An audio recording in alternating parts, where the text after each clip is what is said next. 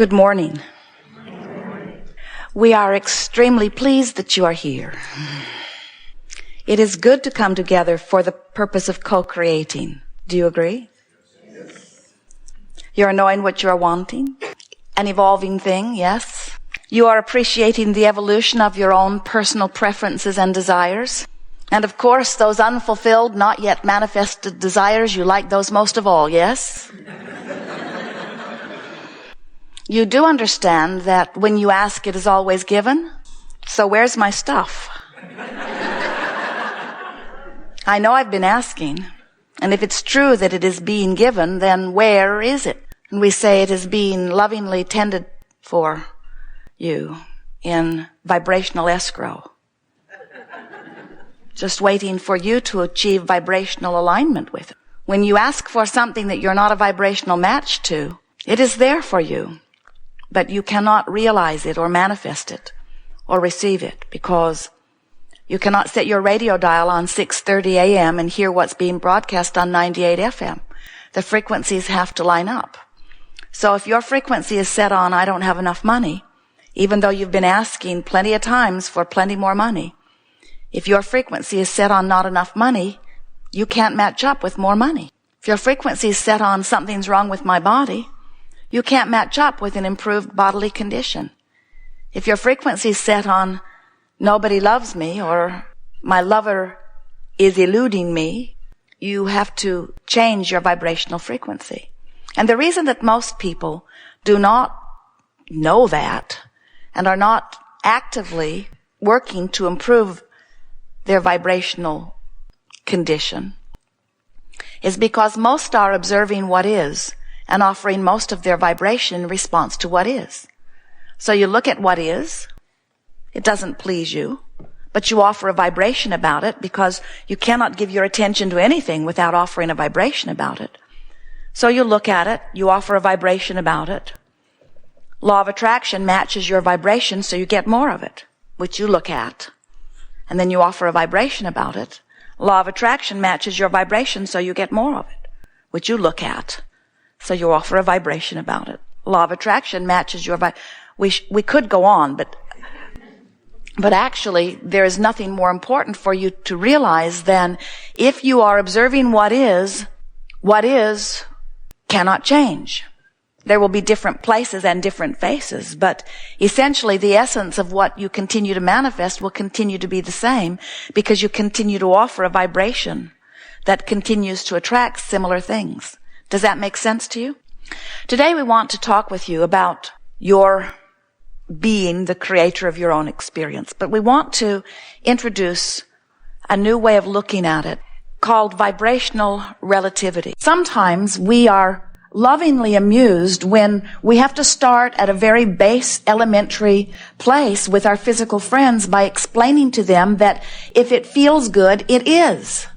Because somehow you've gotten so crossways of your own guidance system that you may not believe this, but there are actually people around you who believe that struggle is good and that pain and struggle is good. And we're wanting you to understand that if you are only evaluating your life based upon the action part of it, in other words, there's the action part of your life, which is where I am right now and what I'm observing right now and what I have come to right now and what I have been attracting, and so what's culminating, what's manifesting, that's the action part of my life. I'm 200 pounds overweight, that's the action part of my life. I have been given a diagnosis of some terminal dreaded disease, that's the action part of my life. I just got a speeding ticket, that's the action part of my life. My girlfriend ran off with someone else, that's the action part of my life. But the action part of your life, and so we understand how if you are looking at the action part of your life, if you're looking at what is actually happening right now, what you've come to, so to speak, we can understand how it would be hard for you to acknowledge the vibrational part of your life. You're so busy looking at the manifestations that you've come to and wanting to deal with them, we can see how action would seem to you like it should play a big role in your experience. And if you are only comparing the action part of your life, we can certainly understand how if you walk up on a fist fight and you see a big bully beating up on some person who seems to truly be at a disadvantage, we can see how you would question, should you not jump into it and see if you can save the little guy's life? We can understand how that action seems like the only thing that under those conditions you might be able to do. Meditation is sort of too little too late. Lining up your energy, making a list of positive aspects is sort of too little too late. We understand how the action part of your life seems like a big important part of your life.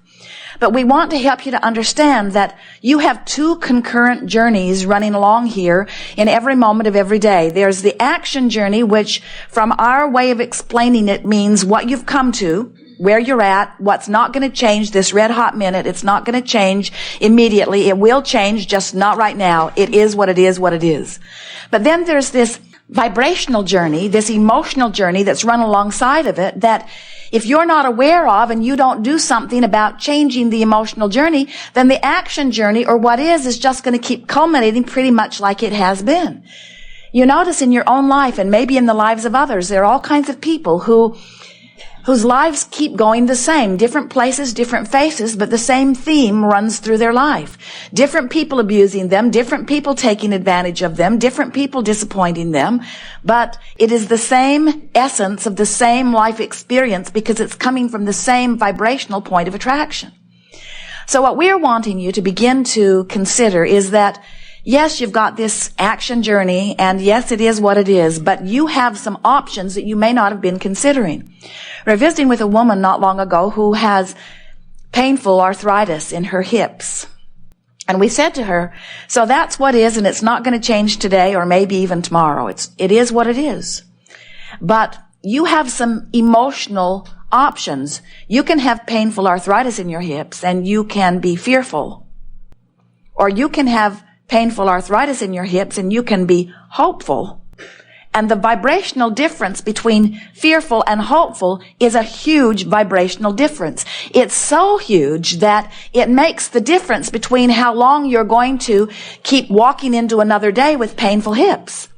If you can separate your response to what is emotionally by having more fun with it, by caring more about how you feel. If you can start tending to your vibration, then you can start changing your future outcome.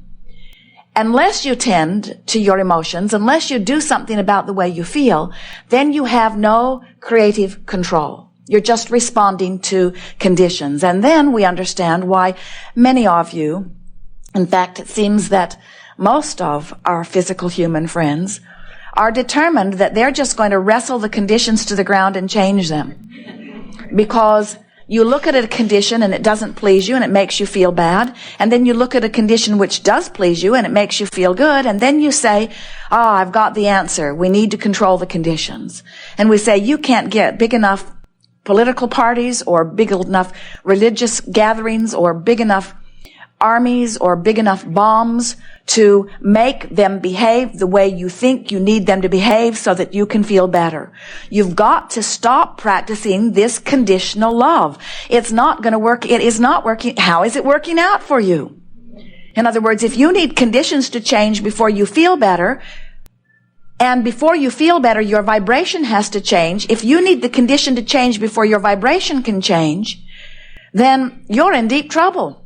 If you need, and so that's what people come around to. They say, I've got arthritis in my hips, or I don't have enough money, or my lover left me, and I need that condition to get back to the place that I can enjoy it again before I can feel better. And we say, you're asking the impossible. You're saying, give me something that I'm not a vibrational match to, and once you've given me something that I'm not a vibrational match to, then I'll be a vibrational match to it. And we say, that's like saying, I'm going to set my radio dial on 6:30 a.m. and I expect 98.6 FM to come through it.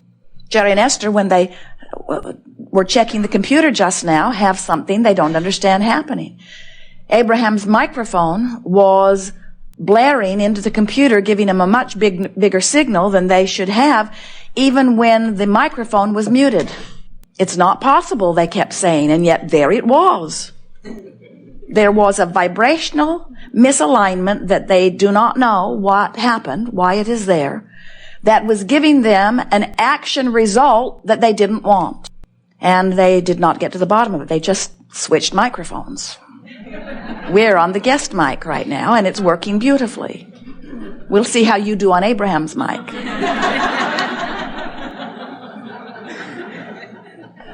So what we're getting at is your frequencies have to match up. In other words, there is always a vibrational explanation for everything. And once you get to the bottom of the vibrational explanation, then anything that's manifesting makes perfect sense to you. But unless you get to the vibrational essence of it, when you're messing around out there on the edge, trying to figure out how to adjust some condition or circumstance, you are very limited. Now, we're not saying that you could not take your brute force and pick something up and move it to another place. We're not saying that at all. Of course, your action is a part of your experience. But what we are saying is the essence of what you feel is the essence of what is playing out in your experience, because the law of attraction is the manager that manages this vibrational universe. And until you decide to get control of your vibration, you cannot be a deliberate creator. And the way you get control of your vibration is by saying once and for all, it matters to me how I feel. Finally, I'm going to come back around to acknowledging that I was born with a guidance system, and good means good. If it feels good to me, then it is a good path for me.